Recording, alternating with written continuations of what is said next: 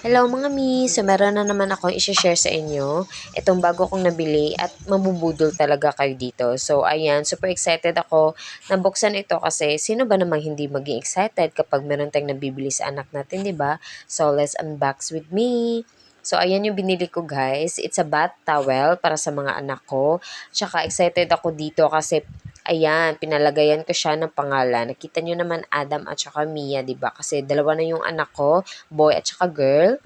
Kaya pinili ko din yung pink at saka blue. So, free lang yan guys. Free lang yung 6 letters na pwede mo ipalagay sa towel. At saka microfiber din yung tela niya. So, super absorbent. At saka ang laki pa niya guys. 55 by 27 inches siya. So, ayan, super sulit talaga. At ang affordable lang nito guys. So, meron din silang abaka bag. Meron din silang cup and face towel na pwede mong ipa-customize. So, ayan, basta ang sulit talaga niya guys.